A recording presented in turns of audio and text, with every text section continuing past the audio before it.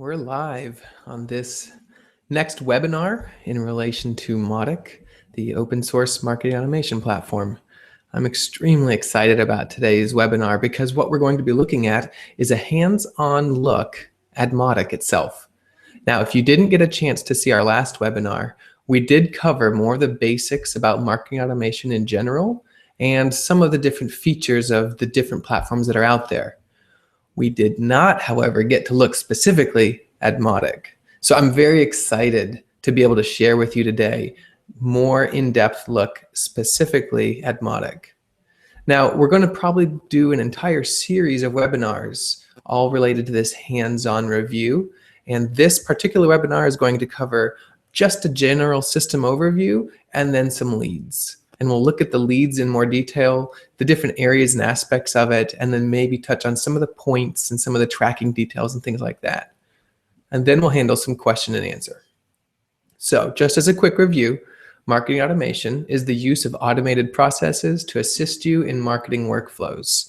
Basically, it's to save you time and money and resources and make sure that when you're contacting leads, you're contacting the ones that are most interested in what you have to provide. So our agenda for the day, we're going to do a quick overview of the various aspects and areas of Mautic. We're going to deep dive into the leads in particular. We'll examine some of the tracking details and then we'll answer some questions. And as I mentioned, we're going to be doing a series of webinars in this hands-on with Mautic, and each one is going to focus on a different area of the interface. As an overview for Mautic itself, it can feel a bit daunting when you first load up the dashboard, just because for most people, the ideas and concepts of marketing automation are relatively new. And when you open up a new piece of software, there's always that little intimidation factor. It's a little daunting when you look at it. But Mautic can be broken down easily into these main categories or main areas. And we'll look at all of them briefly, and then we'll look specifically at the leads. So there's the dashboard, which will give you a general overview, a calendar, leads, campaigns, emails, forms, pages, points, assets, reports, and settings. I think that's like 11 total. So don't let it stress you. It's really simple. And as we work through this hands-on series, you will see how each of them relate and how they work together to make your marketing automation and your marketing workflow really come together nicely. So without anything further, let's actually look at Mautic. When you initially log in to your Mautic install, you'll be greeted with the home page or the dashboard. This is where you'll be able to see all the different things that are going on. It'll give you some quick oversights as far as your visitors, your emails, any live or active visitors on your site will show up right over here on the top right. And then if you look on the right-hand side, you'll see recent activity. And scrolling to the bottom, you'll see stats and upcoming emails. Now, I'm going to stop real quick here and just let you know, because of the slight delay in the webinar and in Hangouts, it's hard for me to take questions immediately, especially at the end when we do our Q&A set time. So if you have any questions, feel free at any point in time to add them to the Q&A in the Hangouts. And then when we get to the Q&A at the end, I'll be able to pull those and answer them, hopefully to everyone's satisfaction. So feel free at any point in time to go ahead and ask questions. Some I may answer immediately and some I may wait until the end to look at in more detail.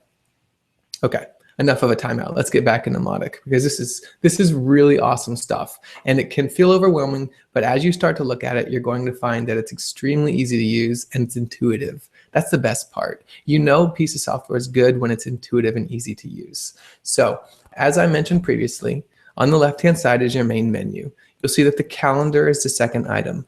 This gives you a general overview of everything that you've got going on, whether or not someone has opened something regards to an email, any meetings or notes that you schedule will show up on your calendar as well. And these are color-coded based on the category that you select when you add an item. Okay, we'll look at that maybe at a later date. Again, this is just a real quick overview of all the different areas. If you click on leads on the left-hand side, you'll see that we have three secondary menus. We have manage leads, lists, and fields. Manage leads is where you're going to actually be able to see all of the leads in your system. We're going to deep dive into this in a minute, so I'm going to come back to this section. I'm just right now going to continue moving on. Campaigns, this is where you're going to manage all of the different campaigns. Now, campaign is going to be something such as an email set of emails that you're going to send out, maybe a landing page and some emails. Basically, these campaigns are the central way in which you're going to organize your connection points with your leads. Okay, so that's really what a campaign is. And you can categorize these. And again, we'll do a hands-on with the campaigns in particular, and where you'll be able to see that in more detail. Under the emails is where you're actually going to be creating emails that are going to be sent to your lead lists, usually as part of a campaign. Your forms are where you collect information from your leads. This is where you turn an anonymous lead, as we talked about in the previous webinar, that anonymous visitor. The form is one of the things you can use to make them a known visitor. It allows you to collect information about your leads so that you're more able to target them with your marketing.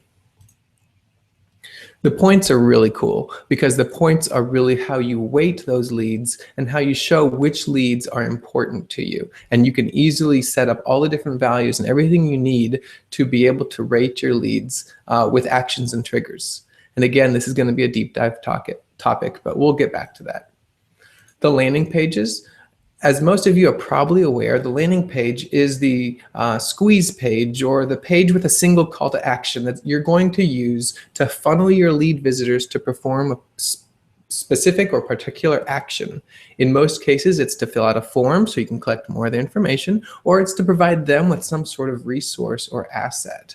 And that's where the assets come in.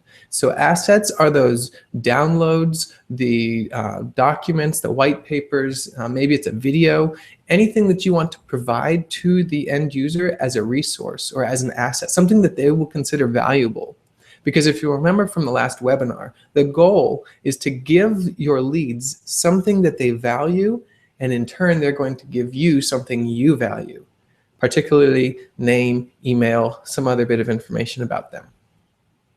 And lastly, on the left, you'll find reports. And these reports are ones that you're going to use more and more as you fill up your system with information.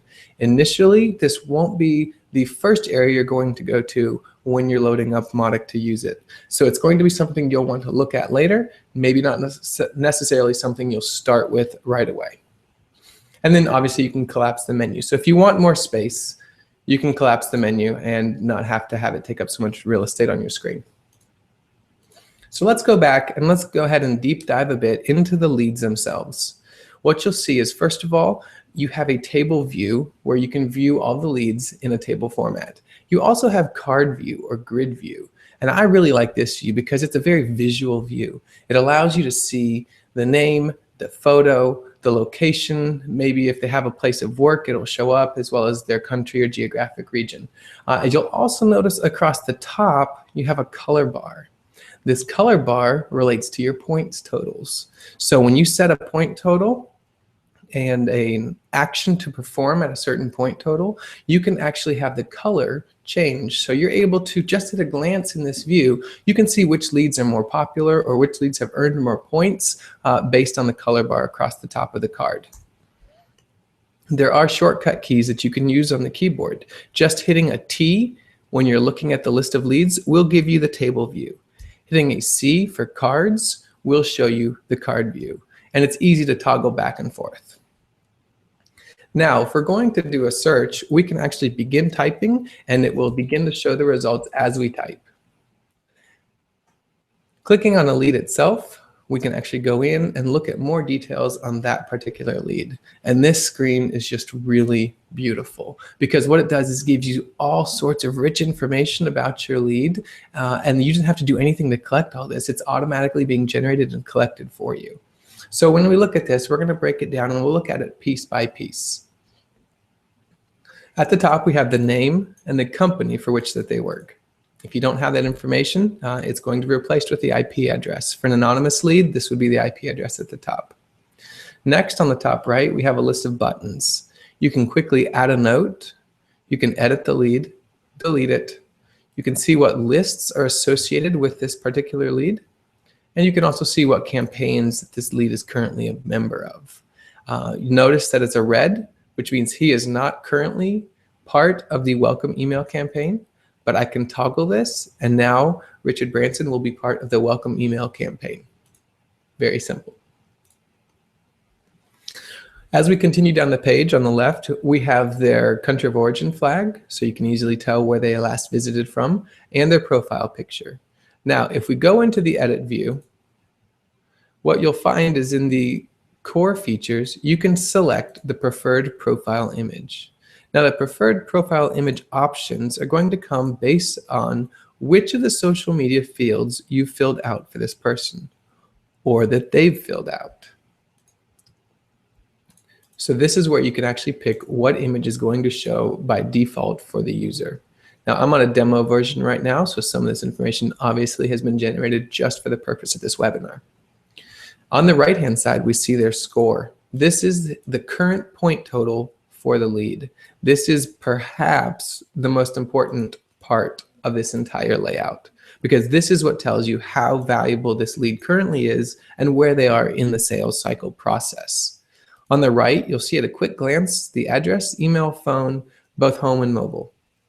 Now, it's important to note that we have this information because it's been added to this lead. Now, there's two ways in which it can be added to the lead. One is to do it manually, and the second is to have the user add this information through the use of a form. Okay, so there's two ways in which information is added to a lead. In this example here, obviously we have just pre-populated this so that we have something in the webinar. You'll notice a details tab below the flag and the photo. The details tab will expand down and give you a very easy to navigate table view of all the fields. One thing we wanted to do with Mautic was to really clean up and change the way that we're used to looking at data. Rather than having just this massive table full of information that's very difficult to discern what's important and what's not important and have to look through column and row, cell after cell, we wanted to do it in a really dynamic and beautiful way. So that's why we have the name up here parsed out with the company. And the right-hand side has the address and the quick contact details. And then we have engagements in the middle and lead points, and I'll get into that in a second. But there's always a case when you actually do just want to see the tabular data, and that's where this details tab comes in. Here it's very easy to see all of the information related to a particular lead. Now, it's important to note that because one of the benefits of using Mautic is that it's free, it's open source, and it's available for you to self-host, you can actually change these layouts very easily with overrides.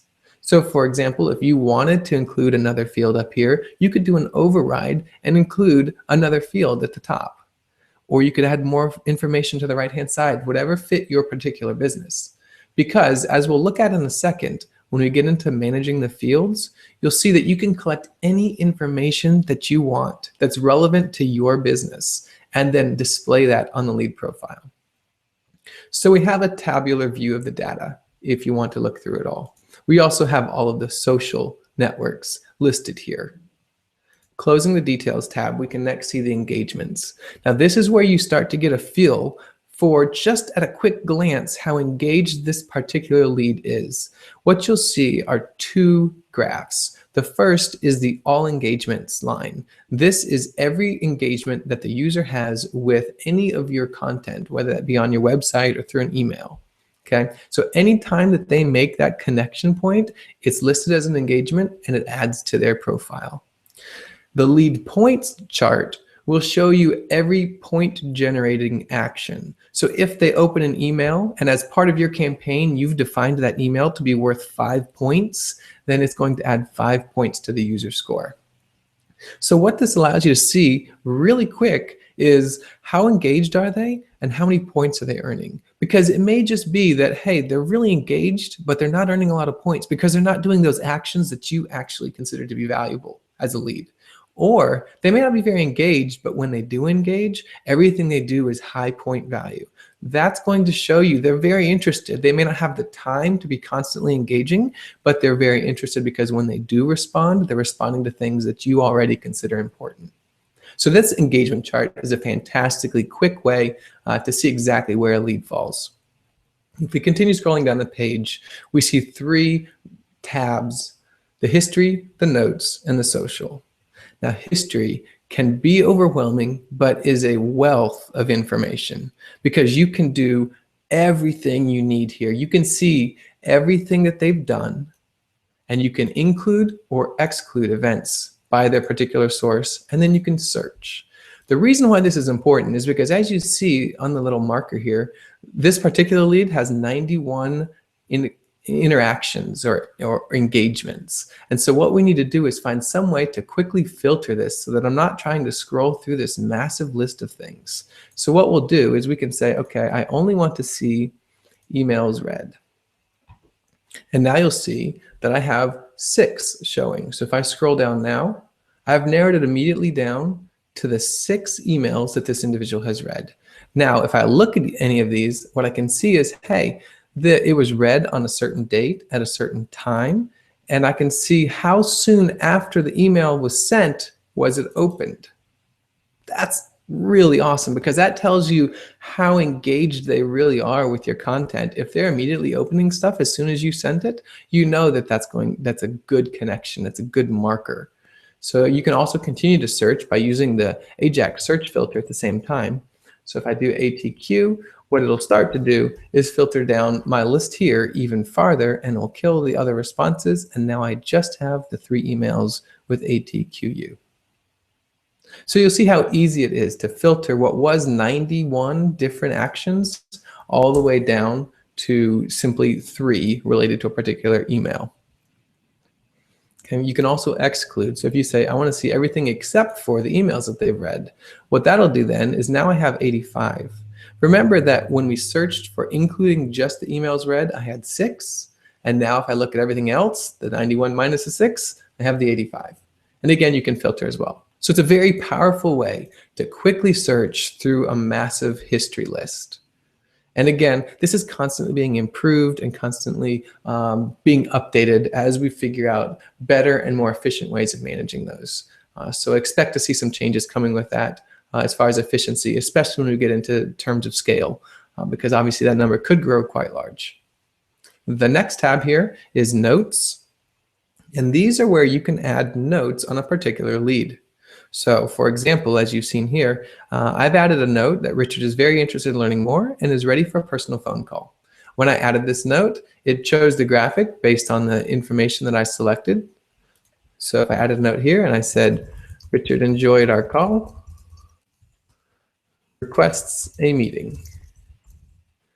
What I can then do is I can say, okay, that was a meeting that I'm going to be setting up. And then I can pick when I want that meeting to occur. So let's say Friday at 2 o'clock. Okay, and now I have another note that says Richard enjoyed our call and requests a meeting. And if I were to go back, I won't right now, but if I were to go back and look at the calendar, there would now be an event on the calendar for this meeting.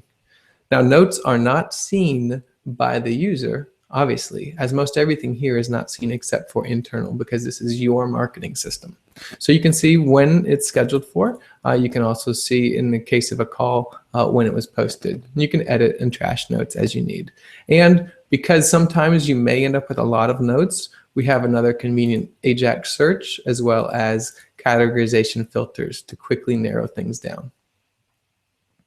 Now the last tab down here is really a cool one, because what we're going to find here is now what we have is, remember how I showed you up in the detailed section, we have the social, all the different handles for the user.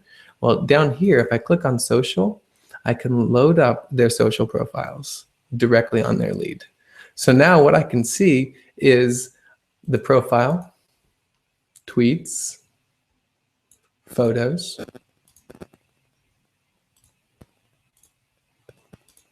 everything that's been posted on Twitter by this user. Same thing with Google+. With Facebook, I have their profile picture and information. And on Instagram, I also have anything that they've loaded up and anything that they have shared. Now, obviously, share settings are going to affect what shows and what doesn't. But as you can see, this is just rich with information to allow you to know, hey, you know what? It looks like this lead's particularly interested in windsurfing, beautiful beaches, probably wild and crazy. What do you know? It might be Richard Branson. Anyway, so now you get a feel for how you can actually generate all sorts of information and knowledge about your leads based on their social profiles. Now, if we go up here to the top, we'll return real quickly, you'll see that the Add Note button will do the exact same thing that it does down below. So it's just another quicker way to access the Add a Node. You can also hit the A on your keyboard for add, and it will add a new note. So again, those keyboard shortcuts are going to come in helpful when you want to quickly do things to a particular lead. I briefly showed you before how you can edit a lead. You'll see that we have core and all the fields related to the core. And then we also have social and every field related to social. Next, we can look quickly at the lists. I showed you before the lists. We're about to look more in depth at lists. So right here, you'll see the same toggle that you saw with campaigns, toggling them on or off to add this lead to a particular list. And same with campaigns as I showed you before.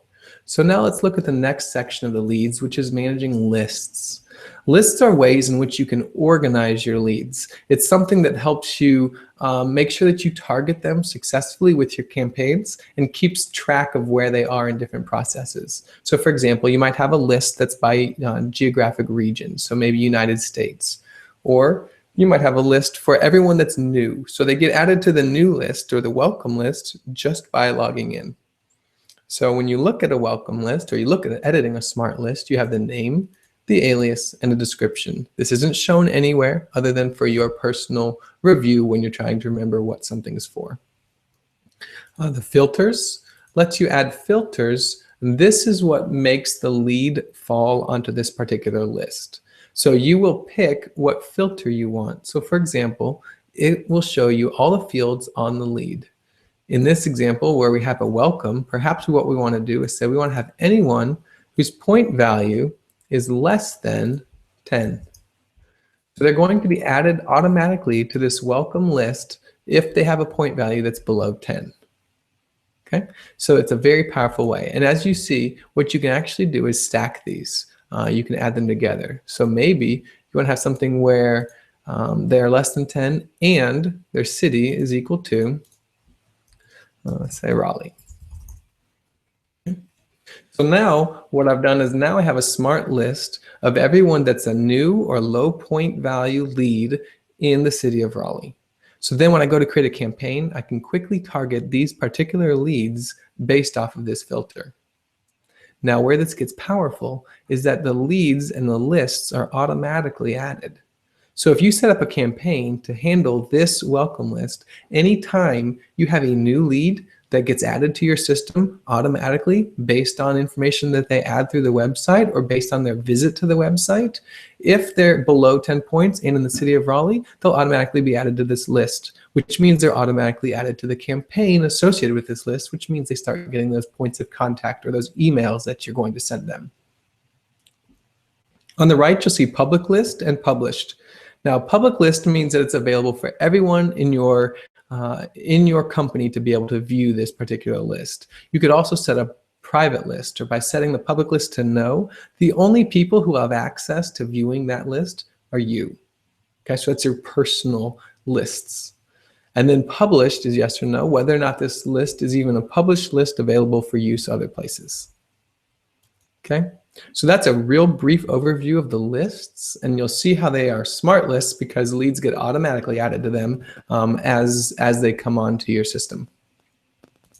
The last section that we'll look at with the leads is the fields. Now the fields have a bunch of different options, and it can look a little bit daunting at first, but what you'll see is it's very, very easy to modify these and make changes. You'll notice that the fields that are currently present have drop down for editing, cloning, and deleting. Also the toggle for whether they're published or not. This allows you to create a bunch of custom fields, but maybe it's not something you're ready to implement just yet. And so you might create the field, but leave it unpublished so no one actually will see it or be able to use it on their lead profiles until you're ready to do so. The next is the alias column and then the group. Now you can create your own groups. So if you remember back when we were looking at editing that lead, on the left-hand side, we had core and we had social. But maybe for your business or your organization, you want to collect a bunch of different information that's particular to your industry or your settings. What you can do is you can create a new group and then add the fields to that group, and it will show in the edit screen. And alternately, you can then collect that details direct from the user when they're filling out a form, say on a landing page, for example. Next, you'll see the data type for that particular field, as well as the ID. The ID column is more going to be just for technical uses in case you have a question or you get stuck or you want to refer to something else. You'll have a specific reference point for that particular field. And then the last column has a couple of free little features that allow you to quickly see some stats about it. So for example, the lock icon is an internally used field that's used by the Mautic system itself, so you can't delete it. It's going to always be available because some parts of Mautic require those fields to be present. The list icon is showing things that can be used for a smart list filter. So remember, we were just looking at creating a new list. Well, maybe you want to create a new list and you want to base one of it off of a custom field that you create. What you can do then is when you click new on a custom field, you can actually tell whether or not it's available for smart lists. So if something is available for smart lists, you will be able to use it as a filter on your list. You will also see that you can have things that are visible on long forms or your full form as well as on short forms. And I'll go into that in more detail in a second. You can also specify whether this needs to be a required field and whether or not it's published, as I mentioned before. So you define the label for your custom field. Let's say company size. And then you can set the alias or you can leave it blank and it will set automatically for you. The data type is where you select what type of information you're going to be collecting. So in company size, let's say we're actually going to collect a number and the default value is going to be 0. Now here's where you can set a group, core, social, personal. Let's just say professional. And ordering, for now we'll just say, we can put it underneath company. Okay, so rounding mode. You'll see that rounding up or down is available, but only on some things, as well as precision. And what you'll see is a number of decimals when you're rounding. So in the case of this number, what we'll do is we'll just leave it set as rounding up and a precision of 0, basically making sure that they have whole numbers. So once we've added that, now we have a new field that's available, and it's going to be available on all of our leads, which you can then have that information be something you collect from them via a form or something that you have or your team has available to manually add to your lead. The arrow, the eye with the line through it is for not showing on any forms at all. Okay, so that handles leads, lists, and fields. It's pretty simple, it's pretty powerful, and it's pretty easy to use. If I erase my filter, I can actually see that I have a bunch of different leads. And I personally really like to look at it in the card view because it gets you the picture right up front. If they don't have a picture on any of the social media or you're not connected to them yet or they're an anonymous lead, this would just be a generic icon that shows there. If we look at another lead, we can see the same basic information. You'll notice that we have all sorts of different events that are available. Okay, so that's leads as a brief overview, as well as a little bit more in detail. Now, one of the things that I said I'd try to touch on just briefly was in relation to the points and how that works. So if we looked at points real quick, we say manage actions, and we create a new point action, what we can actually pull up is how much points we want to add or subtract, because there would be some use cases where you want to deduct points from a lead in a particular campaign. And then you say when you want to do this point action. So let's say, for example, downloaded a form file. And we want to give them 10 points when they download an asset. And then what it's going to do is allow me to select particular assets, or if I leave it blank, it can be all assets, okay? Or I can just select them like this. So this point total of 10 points is only going to be given to this particular lead if they download one of these 3 assets. Okay? So that's a point action. If we look at point triggers, That's like the flip side of the same thing, okay? So they're earning points through their actions, and you're going to be triggering events based on those points. So let's say here, if they hit 15 points, we want to change their lead color. Maybe we'll make it red or yellow. And then we trigger for existing application leads upon saving. So if I say yes here, as soon as I save this trigger, it's going to affect any lead in the system or new that gets added to the system that has a minimum number of 15 points. Okay, so I can name this upgrade lead. And now I want to do is add an event.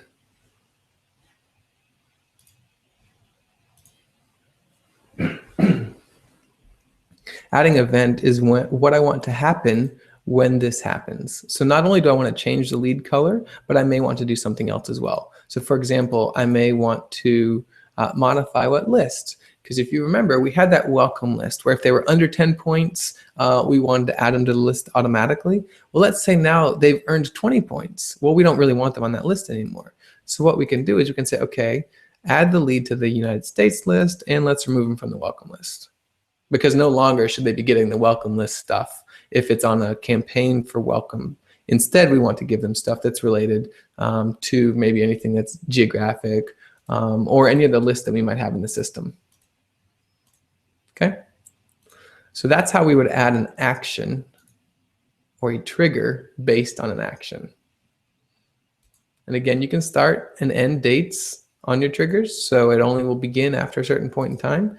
You can categorize your triggers, all these different tools just to help you keep track of things. So if, for example, you were maybe a marketing company that had a bunch of different clients, you could actually use categories to help you maintain which of these belong to which client, if that makes sense. So that's points really briefly. Now, one of the last things I want to look at in regards to the leads is how we actually capture their information, how we get them into this system. I touched on this very briefly in the last webinar, and it's all through a tracking pixel.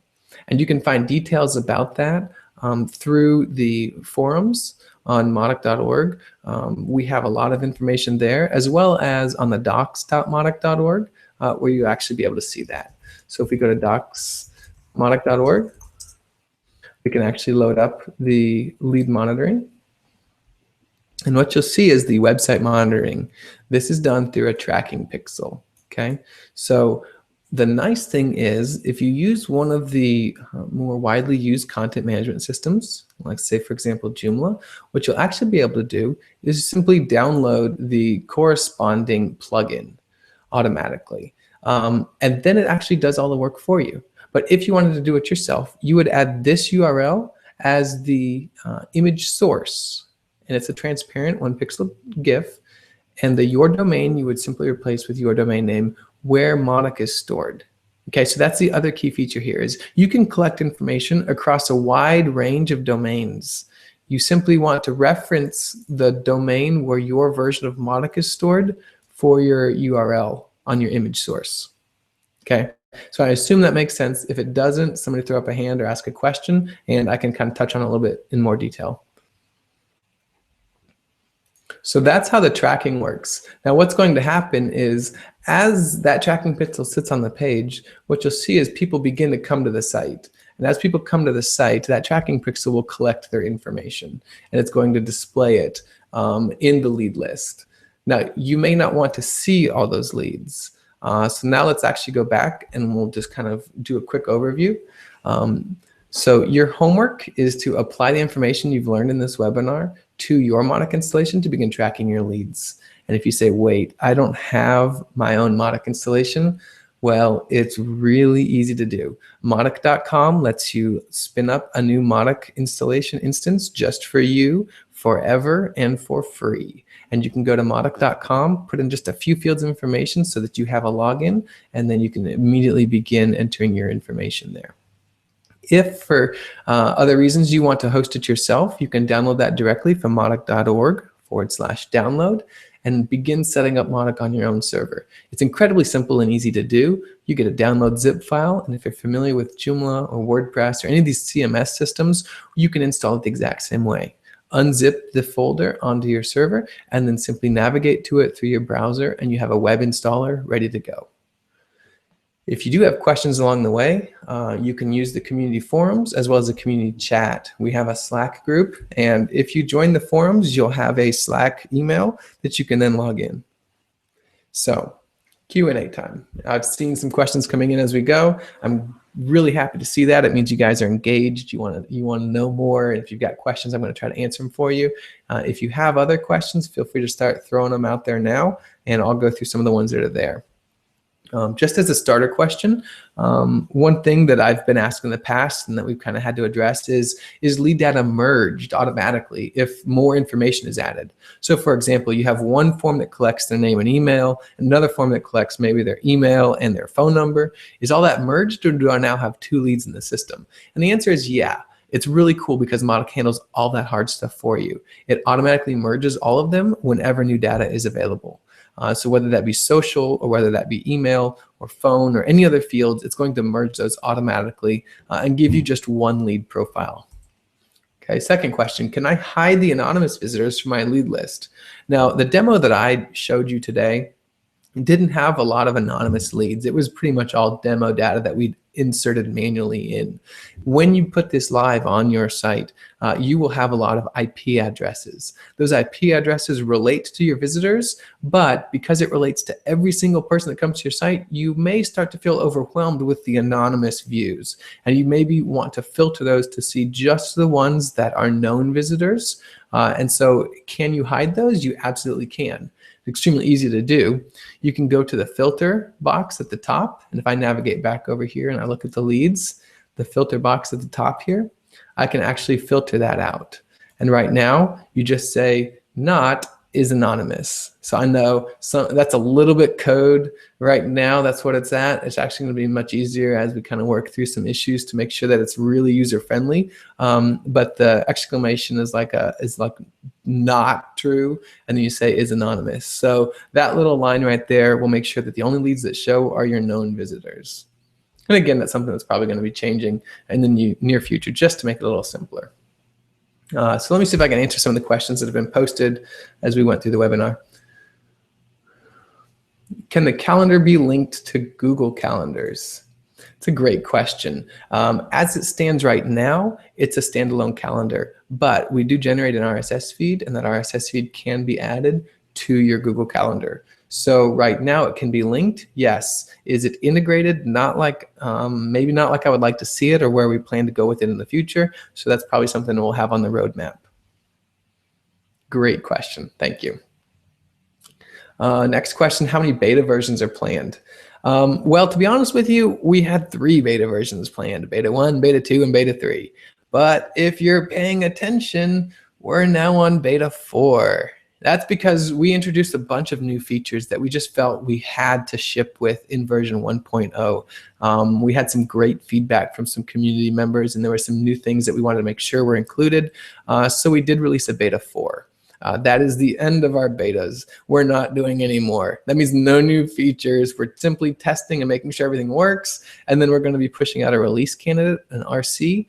And then lastly, we'll push to a stable version relatively quickly here. So I would imagine within the next week to week and a half, we'll actually be at that stable version.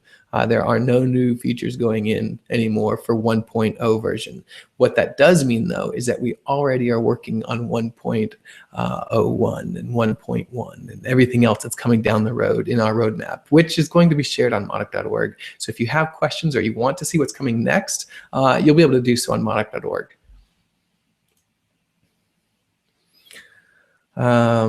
Jesus says, is there any way to integrate it with Shopify? So that's a great question because that's one of the things that we've actually been starting to focus on. So one of the major integrations that we see coming in the next release, the very next release, is integrations with more of the e-commerce side of things.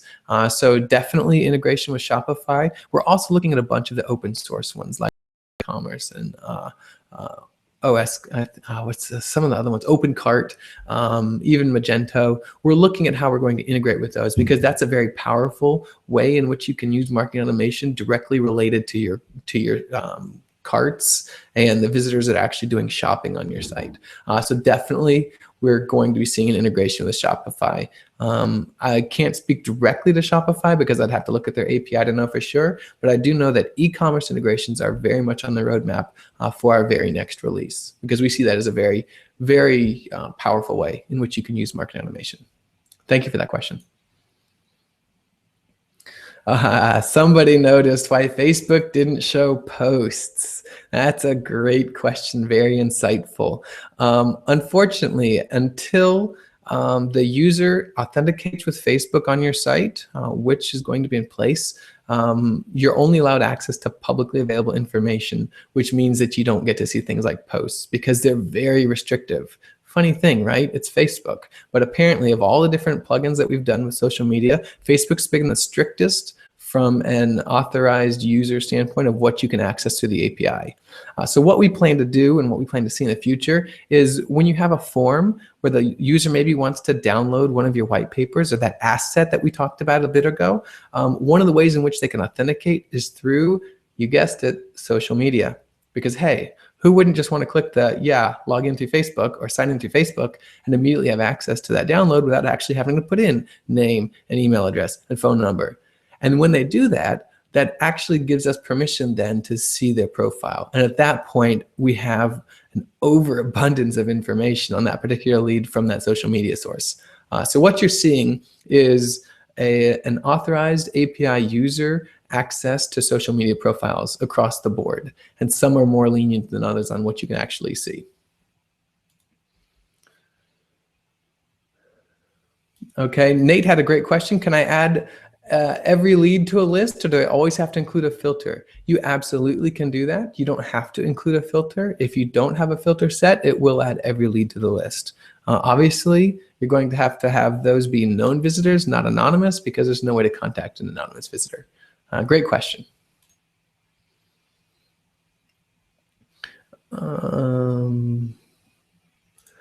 Next question is, does it merge leads only when the email is the same? That's a great question. While we do use emails as one of the primary ways of merging, there are other ways in which that's going to be handled as well. I cannot remember off the top of my head. I apologize. I can't remember in every way that's done. I believe it's first and last name as well as possibly IP address. But I actually have my hesitations on IP address. I'd have to check just to make sure before I answer that definitively.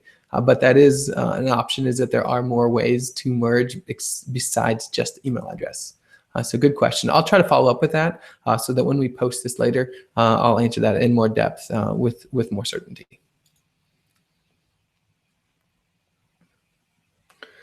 Question, what are the pros and cons of using a standalone solution like Mautic versus a solution that's integrated into your website, like say JInbound for Joomla?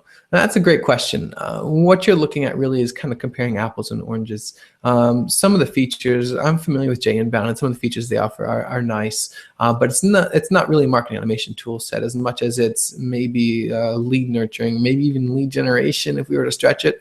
And it's more of a subset or a sub-tool, whereas something like Mautic provides you with a full suite of tools similar to what you find with, say, Marketo or Eloqua, HubSpot, Pardot.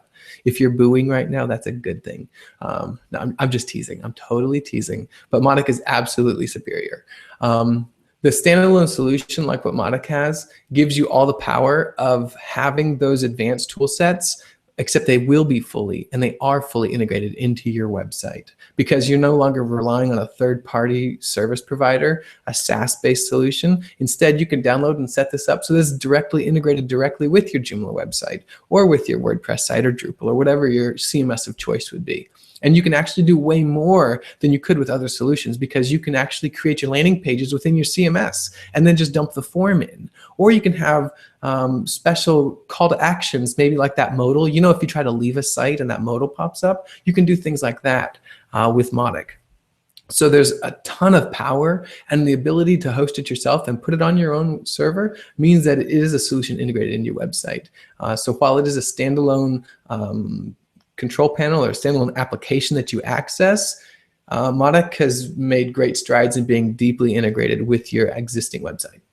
So I hope that answers your question. Thanks for that, Paul.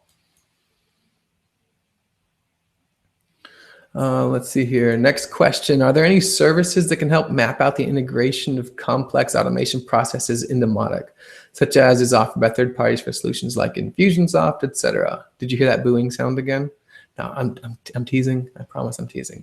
So one of the things that we have coming, and I'm so excited about this, I don't know if I shared it in the last webinar, but I guess I'll go ahead and share it now. One of the big, exciting things that we're doing with Mautic is the Mautic Marketplace. And this is where we totally stand alone.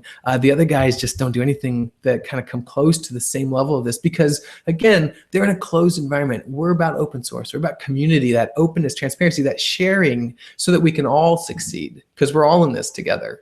So with the Mautic Marketplace, what it does is it allows people to share those complex automation processes, those campaigns, maybe even their email templates, their landing page templates. All those things are able to be shared among different users. And there's an opportunity for people that are entrepreneurial to make money with that because, hey, maybe you created a great workflow setup and you also included a landing page and maybe a couple emails and you put it all together and you're like, hey, you know what? Here's a great package, $5.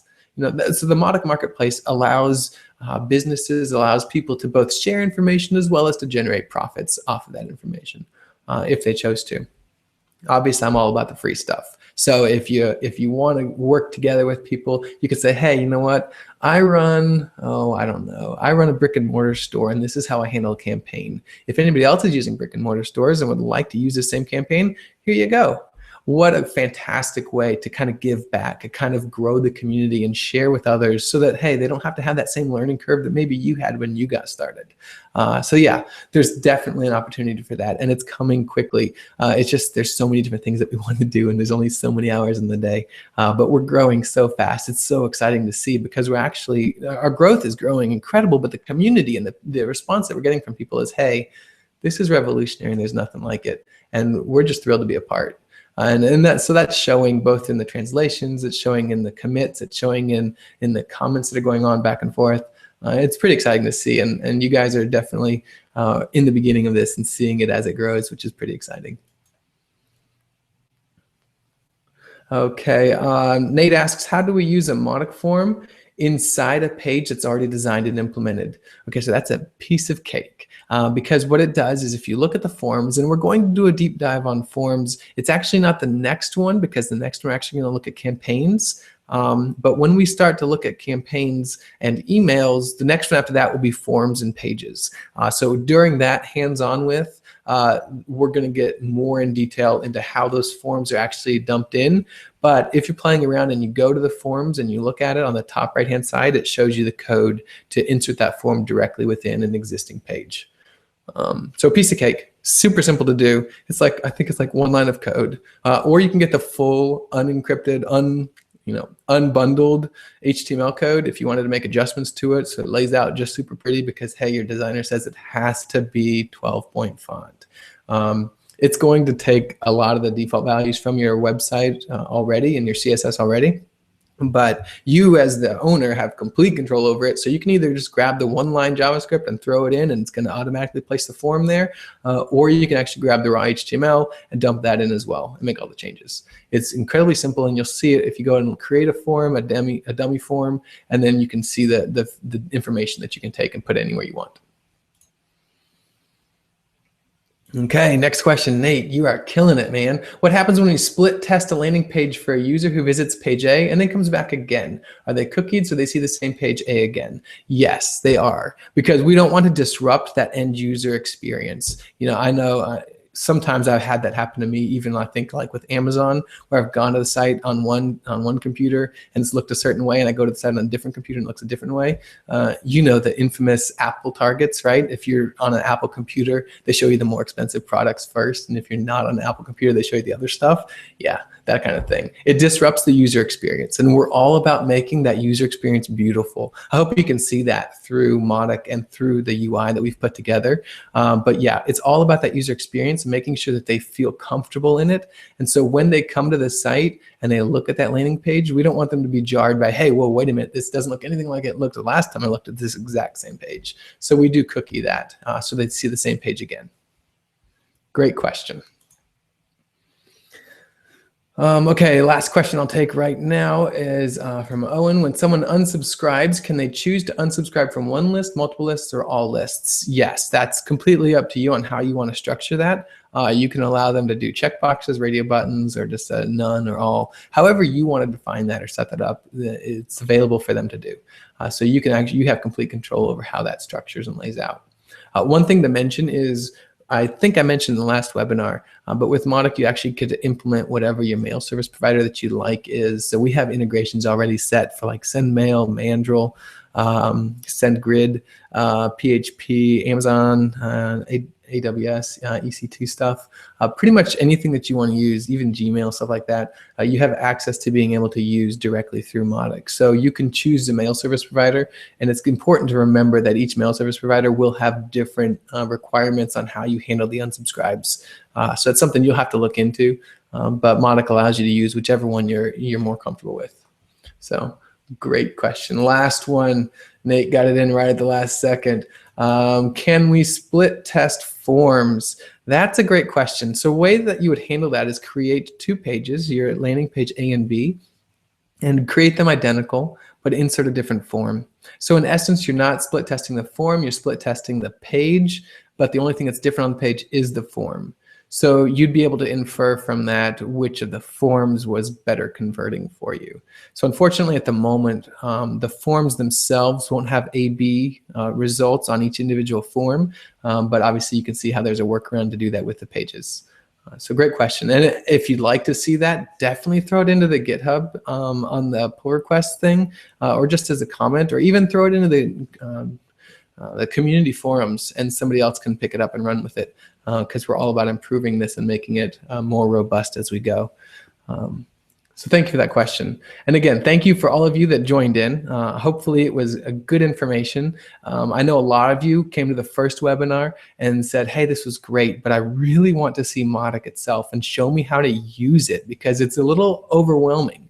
Hopefully now you've kind of seen an overview. We've looked at the leads in great detail and it's not so overwhelming anymore. It's actually a very powerful tool, but it's simple to use and it's easy to set up.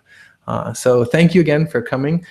We will have another hands-on with in this webinar series coming up in just 2 weeks' time. We will be looking at the campaigns and the emails.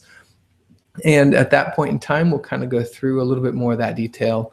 But thank you again for coming. Make sure that you look at the next one, Wednesday, February 25th, 2:30 p.m., same time as this one. Or whatever time that is for you locally, and we'll focus on creating those emails and setting up those campaigns. Thanks again. Have a great rest of your day.